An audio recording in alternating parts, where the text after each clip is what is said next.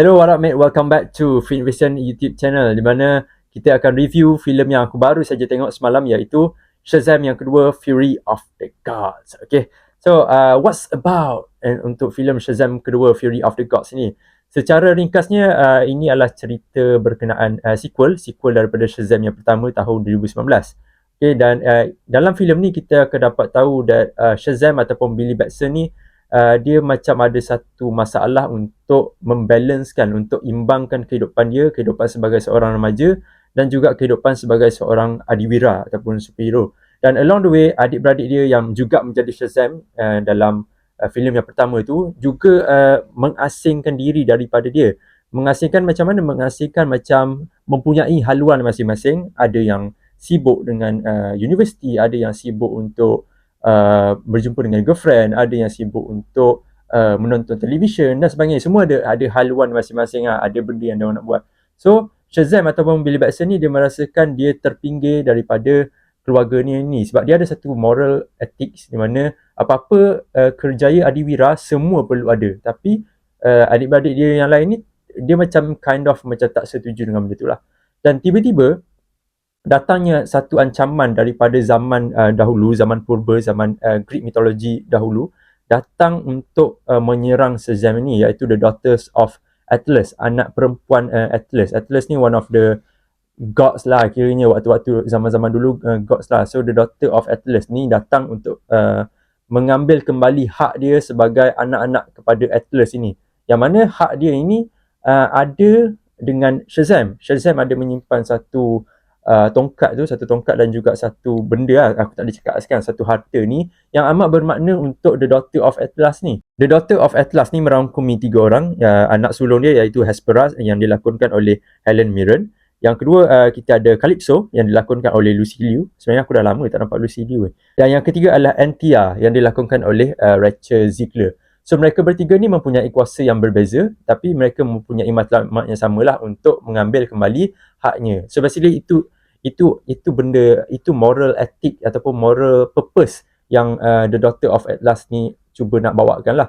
So along the way, Shazamily ni akan cuba untuk menumpaskan dan menewaskan The Daughter of Atlas ini. So itu adalah what's about untuk Shazam yang kedua, Fury of the Gods. So what's good untuk filem Shazam kedua, Fury of the God? Benda yang pertama aku sangat-sangat menyukai adalah Grace Caroline. Grace Caroline, okay, ni jangan ambil as a movie perspektif lah. Ni just from my opinion lah. Grace Caroline dalam filem Shazam yang kedua ni lawa bodoh. Lawa, sumpah lawa gila Grace Caroline. Aku rasa dalam every scene yang dia muncul, dia steal the show. My eyes is on her. Aku always tengok dia, aku macam lawa, walaupun filem ni macam tak okey, tak apalah, kau lawa, aku terima lah. Tu main plot dia, macam Zaflok cakap, tu main plot untuk Shazam kedua, Fury of the Gods. Tak ada gurau je, tapi but dia sweet lah. Dia dalam filem ni nampak sweet lah, comel lah. Okay, kita teruskan dengan apa what's good yang sebenarnya dalam filem Shazam kedua, Fury of the Gods. Ianya boleh dikatakan filem yang digemari ramai lah oleh general audience. Yes, that's the thing aku rasa aku boleh highlight on.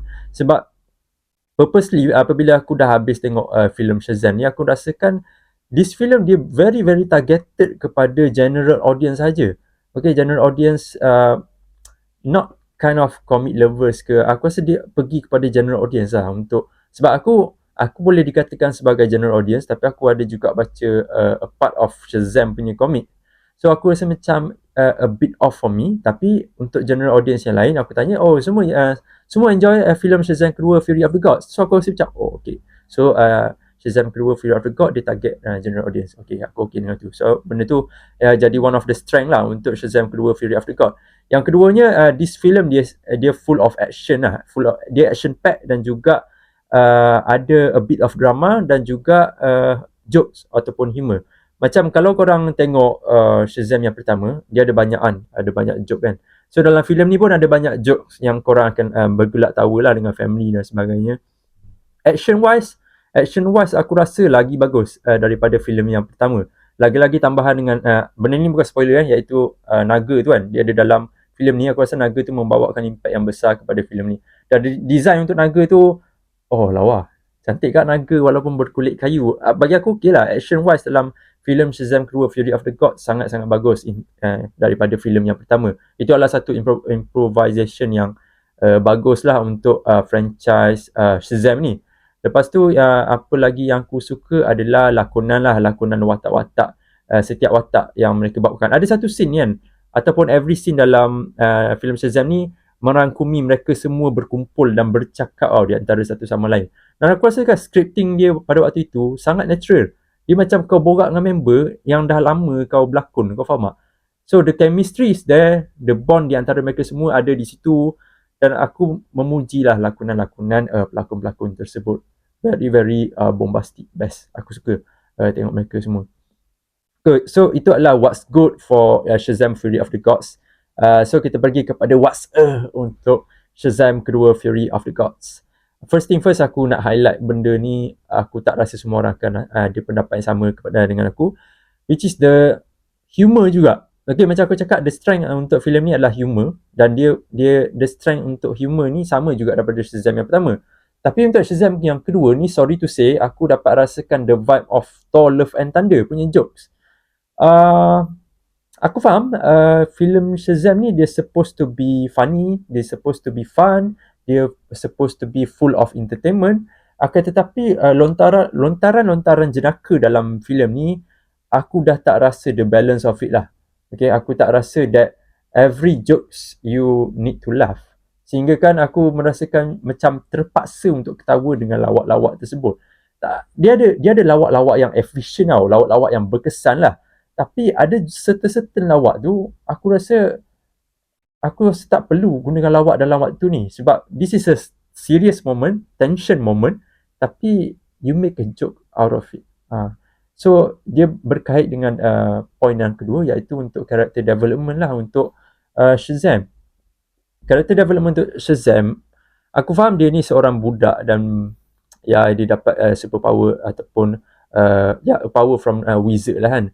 Tapi dia macam kau tak ada penambahbaikan in terms of character development untuk Shazam itu sendiri daripada filem pertama. Aku rasa kan dia punya momentum ataupun impact sebagai Shazam itu sama saja daripada filem yang pertama. There is no turnover, tak ada dia berubah jadi, dia aku bukan expect karakter ni untuk berubah. Aku mengharapkan dia bring that character to another level. Macam tu. Filem ni dia cuba untuk bawakan benda tu, tapi aku tak rasakan that kind of thing lah untuk Shazam ni. Lepas tu apa lagi yang aku tak berkenan dengan filem ni adalah Zachary Levi sebagai Shazam is very very superb. Dia funny dan dia quite buff lah untuk filem ni kan, untuk filem Shazam yang kedua. Tetapi dia punya karakter tu, dia punya watak yang dibawa tu, aku tak tahu memang benda ni scripted ke apa. Watak dia berbeza dengan Billy Batson yang budak tu. Billy Batson yang budak tu, aku lebih connected dengan dia instead of Zachary Levi punya Shazam.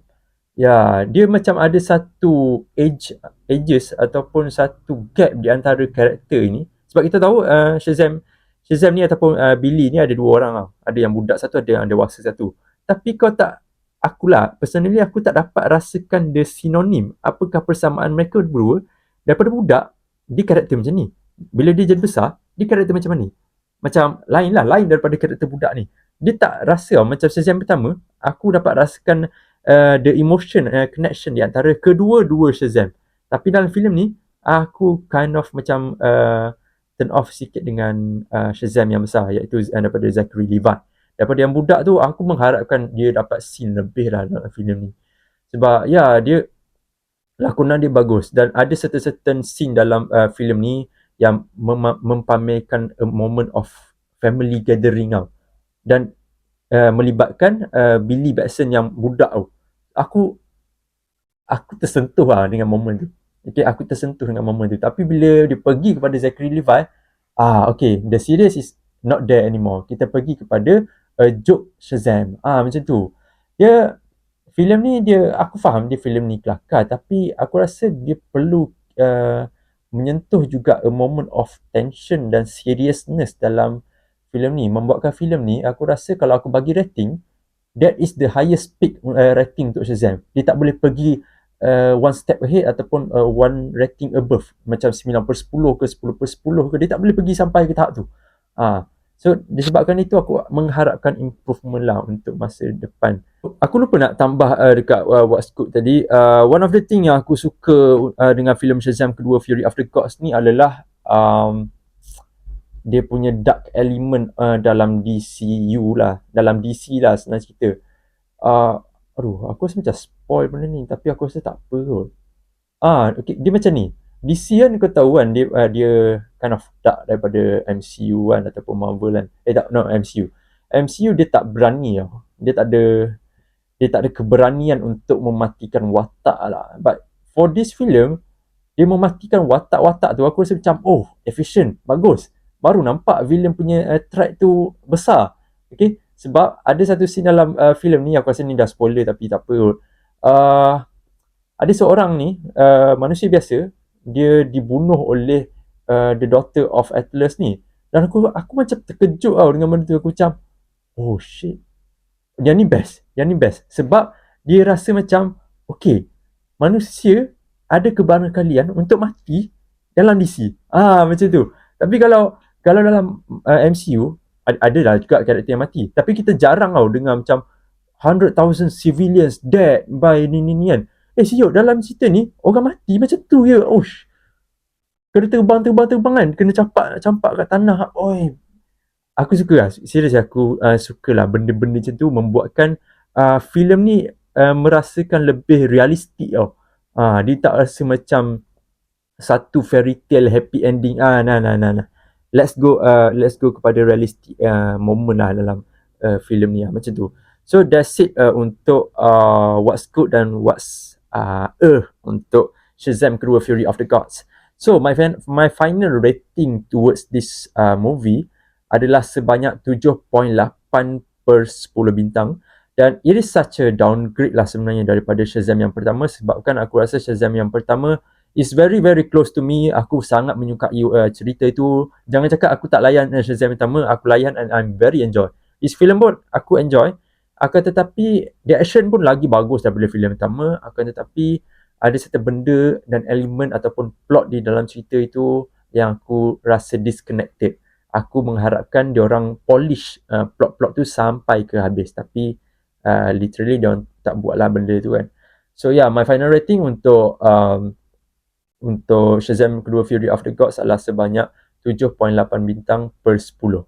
Okay, don't get me wrong, for those yang suka filem superhero, suka filem DC, you really need to watch this film dekat Power Gam. Dan korang boleh bawa family, tak ada masalah. Tak ada kata-kata carut, tak ada scene yang berbodoh macam Marvel buat ke. Tak ada woke culture. Ada satu woke culture tapi dia tak menyentuh sangat. So I'm okay with that. Other than that, yeah, please enjoy this film dengan your family lah. Sebab dia punya genre ni lebih menyentuh kepada family punya emotion lah sebenarnya. Tapi aku rasa Shazam pertama lagi bagus lah in terms of that. Okay. So jangan dengar lagi pendapat aku, pergi tengok filem Shazam ni. And after that, lepas dah tengok Shazam tu, datang kat sini and prove me wrong lah, something else. Aku accept je. Okay. So itu saja untuk video kali ni. Thank you for watching. Terima kasih kerana meluangkan masa. For sure kita akan jumpa lagi dalam video akan datang. So apa pendapat korang about Shazam? Boleh tinggalkan komen korang dekat bawah. Okay. So bye. Assalamualaikum semua.